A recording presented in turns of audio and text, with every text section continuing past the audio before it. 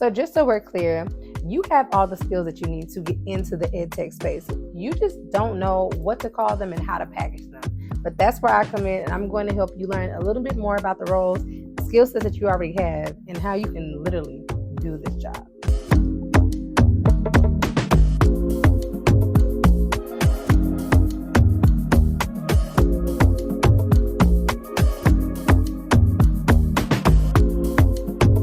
What's going on, y'all? This is the Diva, the Diva of Education, and you know it's Wednesday. We have another EdTech Word of the Week Wednesday coming up for y'all.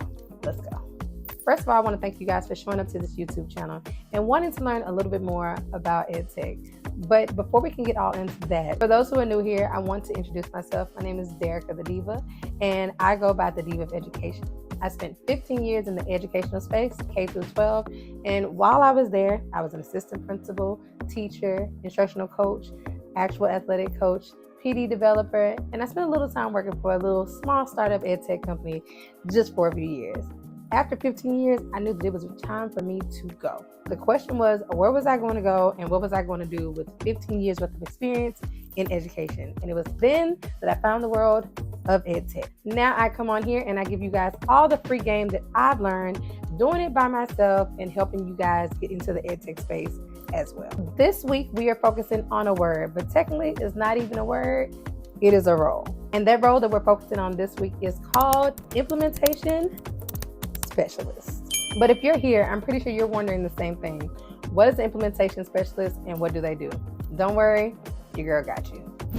So just so we're clear, you have all the skills that you need to get into the EdTech space. You just don't know what to call them and how to package them. But that's where I come in, and I'm going to help you learn a little bit more about the roles, skill sets that you already have, and how you can literally do this job.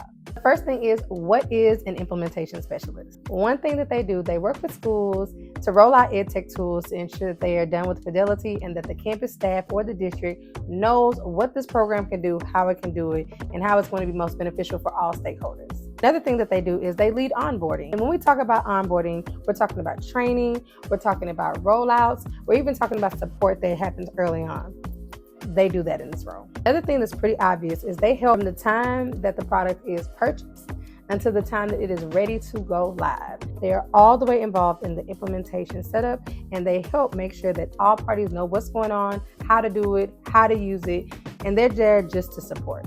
Another thing that they do, which you've probably already done, they work directly with teachers, coaches, staff, anybody that's going to touch that EdTech or be responsible for ensuring that that EdTech is getting to the hands of students or whatever personnel that it's supposed to get into, they help with them directly. And last but not least, they also collaborate with all teams. So that means teams from the actual company to teams that deal with the district and deal with the campus and deal with the teachers. They collaborate with everybody. So now I want to get to the point that you guys need to know and you guys really need to focus on. You are able and capable of being in EdTech and doing this role, especially as an implementation specialist. Now I'm talking to my teachers and I'm talking to my educational leaders, my school leaders, my admin, my counselors, everybody.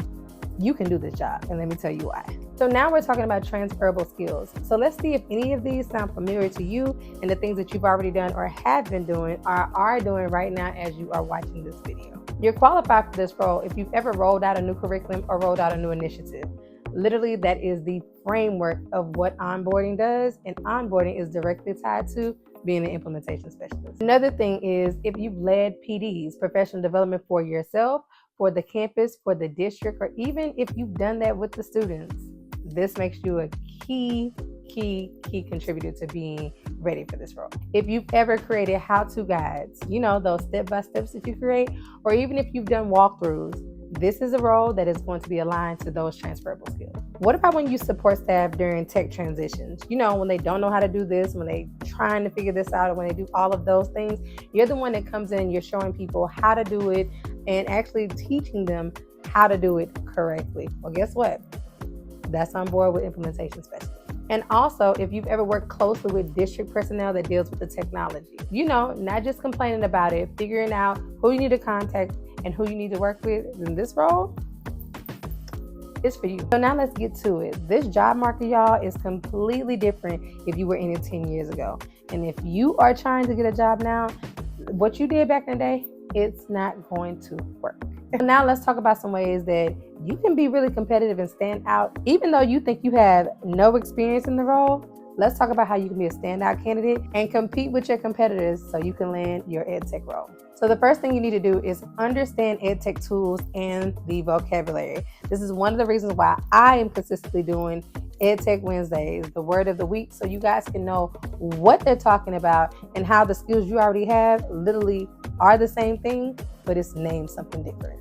Communication and presentation skills. So this should be an easy one for any educator because literally every day you're presenting. So making sure you have strong presentation skills and your communication is very clear and concise is going to be one of the things that sets you apart when it comes to trying to get this role. Now let's talk about project coordination skills.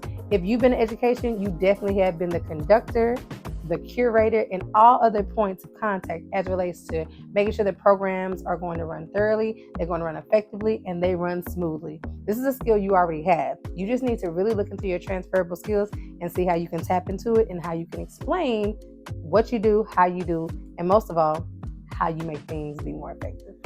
And the last thing you can do to make sure you're setting yourself apart is making sure you have a basic understanding of the life cycle of EdTech. And what I mean by that is from the beginning to the end of onboarding, right? Think about it as when you're first starting a lesson to when you're going to conclude that lesson. You know when to ask for feedback. You know when your pain points are going to be. You know when you're going to have to reflect and actually maybe lose some people and you're actually backwards planning. The same thing, y'all.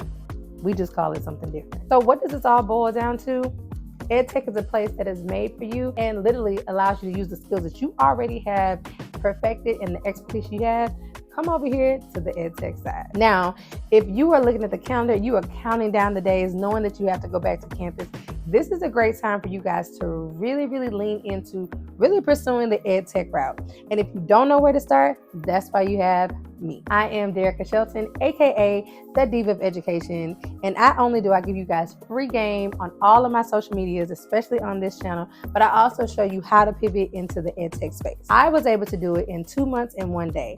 Now, I was told it was going to take me 3 to 6 months, but I curated my own system to make sure that I was able to pivot before it was too late. Now I get to help all you amazing people do the same thing. Click the link to make sure you can get all the free resources that I made just for y'all so you can really start to see if you're ready to pivot and the skills that you have that is going to make it easier for you to pivot.